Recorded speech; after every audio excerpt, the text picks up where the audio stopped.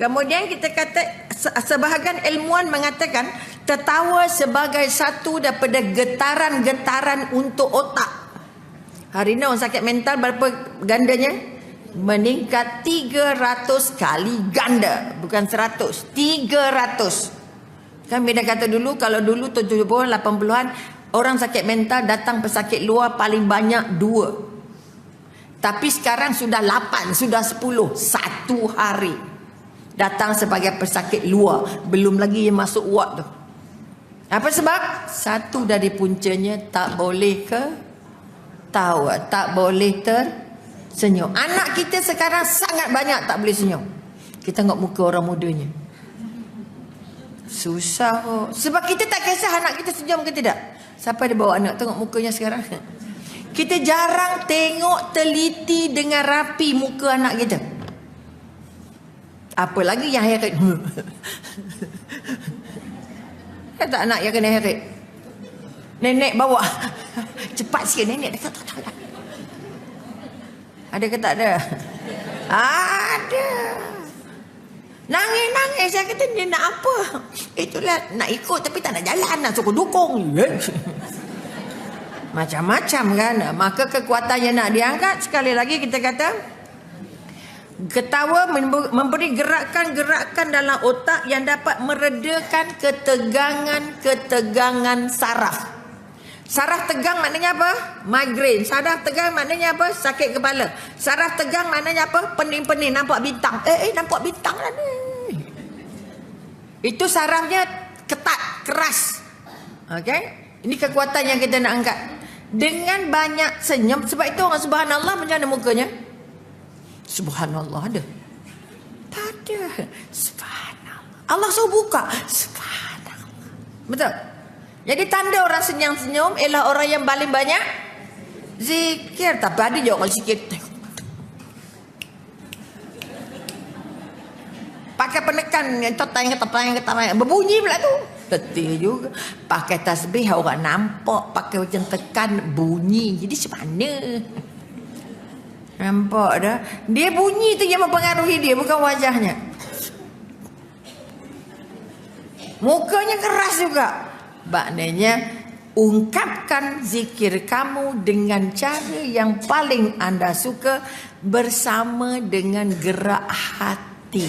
Jangan hanya gerak bibir tapi juga gerak hati. Subhanallah walhamdulillah wala ilaha illallah wallahu akbar. Kita sedar masa kita bergerak, kerana gerakan-gerakan masa bergerak kita sedar masa kita berzikir. Kita sebut subhanallah, hati sudah kata maha suci Allah. Kita sebut subhanallah kalaupun dia tak tahu artinya, hati juga sebut sebab itu tak boleh subhanallah, tak boleh. Hati tak sempat. Dari mulut ke hati dia mesti ada perjalanan. Betul? Subhanallah. Subhanallah. Tak ke sini je. Tu nak tegur imam masjid jadi marah pula kan.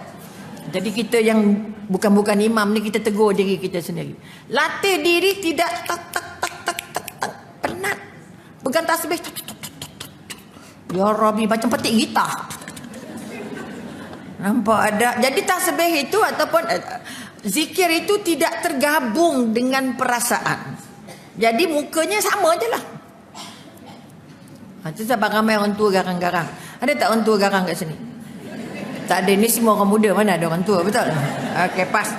Sebab nak masuk syurga. Satu gurauan Rasulullah. Seorang tua tanya, ya Rasulullah, boleh tak orang tua masuk syurga? Tak boleh. Mana ada di syurga tak ada orang tua. Nangis orang tua tu. Okey, tapi dihurai balik, dipanggil balik Rasulullah.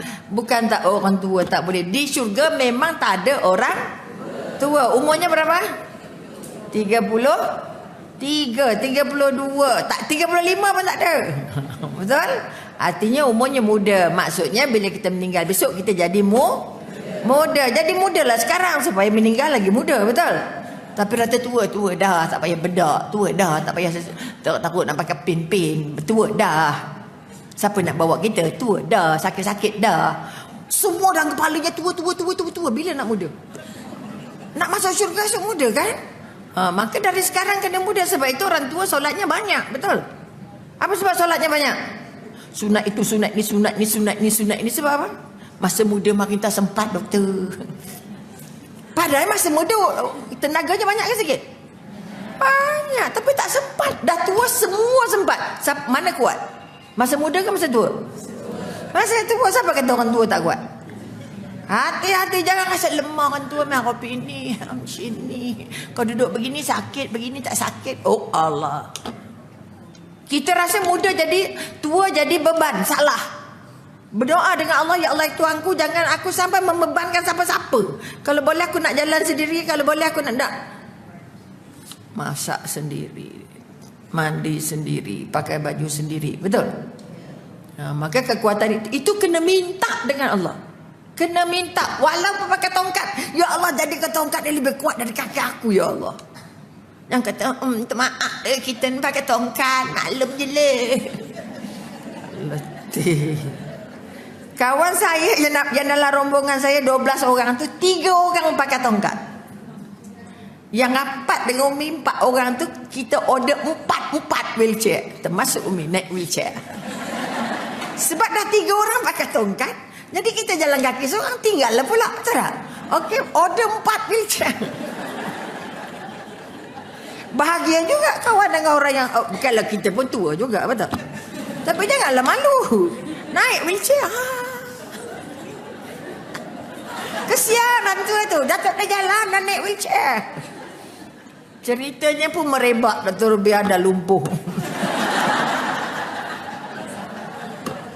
Ini berlaku seketika saya ke IKEA. Kan jauh jalannya. Awak tak pernah pergi, anak nak ngajak juga. Jom.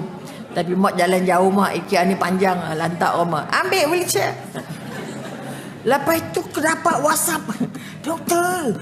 Tak. Nampak doktor kat sini. Ya Rabbi. Sejak itu nauzubillah tak ada lagi. Masih boleh jalan, tapi orang tak tahu kan. Sama juga di airport kan, ramai manusia. Pakailah cuma mata besar ke mana pun. Tapi untungnya kat immigration senang, kat custom pun senang. Semua senang sebab kita di dulu VIP.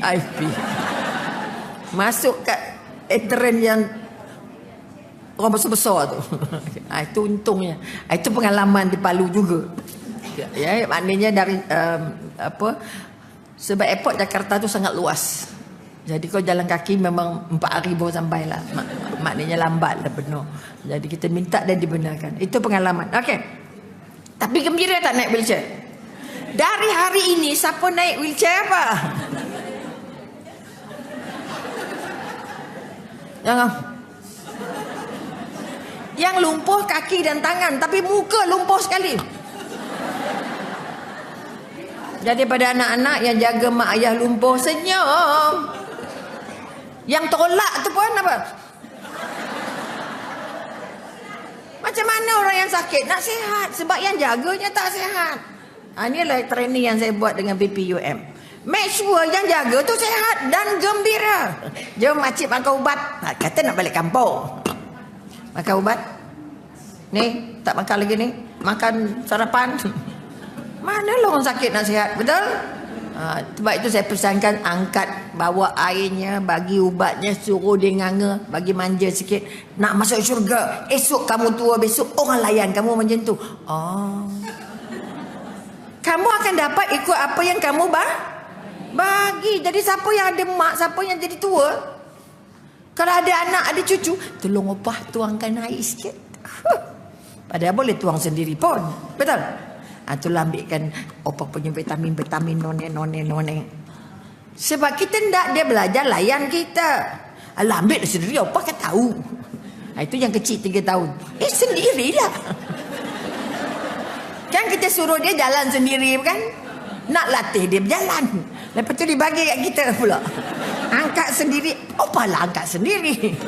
Masalah juga, betul? Hati-hati mengajar, hati-hati mendidik. Kita adalah guru pertama. Di rumah kita, kita contoh terbaik.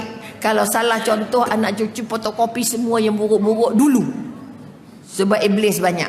Maka sekali lagi, kalau di rumah tak boleh senyum, yang keluar dari rumah semua gambar pasport.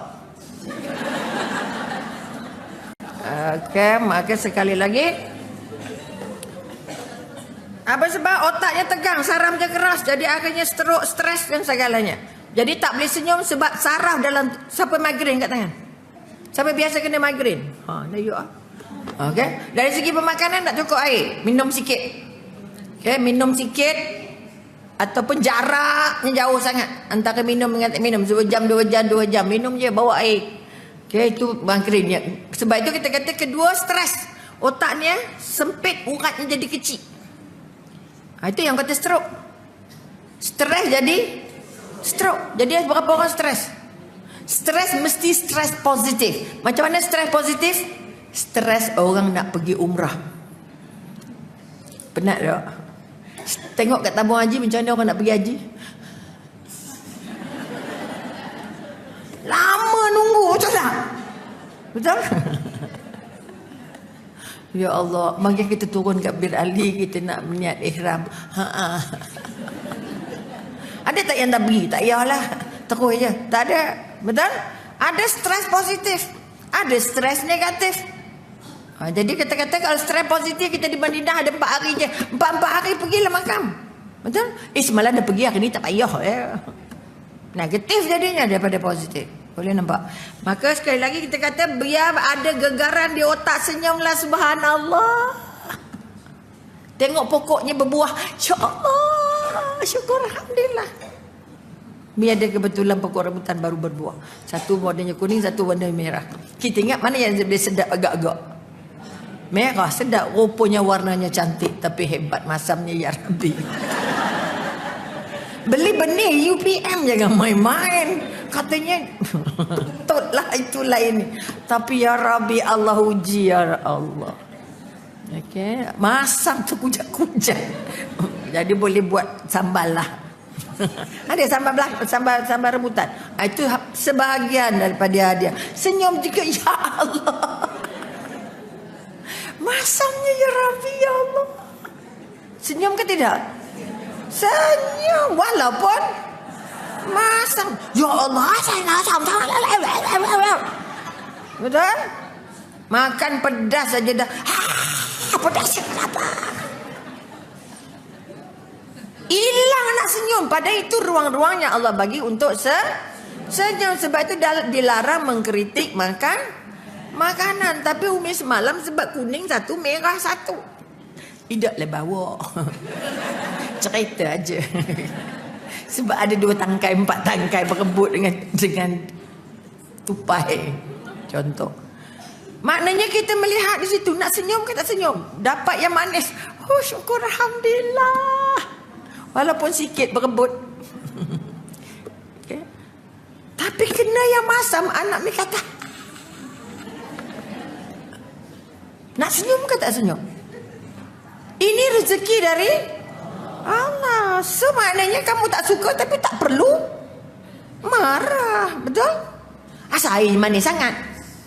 Opa kan terkata kurangkan gula. Anak tu dah buat dah. Cucu tu dah buat dah. Betul tak? Jangan pecat nanti cucunya apa? Runtuh. Tak nak buat untuk kita. Kalau nak tegur pun, nak kritik pun, kritik dalam keadaan baik. Ini kakak ni nak suruh Opa mati cepat ni. Kenapa Pak? Manis sangat hatinya. Ya Kak. Sorry lah. Lain tak kesannya? Senang tak kesannya? Bahagia. Dia akan datang dia ingat. Walaupun kita tak marah pun. Tak perlu tegur kerana marah. Tegur dengan cara gembira. Cantik. Berapa orang boleh buat? Janji hari ni. Bila nak basuh kasut ni? Ini kalau tanam benih tumbuh dah dah. Mak saya tengok kasut kotor benar kan. Ya Allah kotornya kasut kamu ni. Kalau dah tabur benih bayam tumbuh. Artinya kotor sangat lah tu. Okay, contoh. Tu senyum.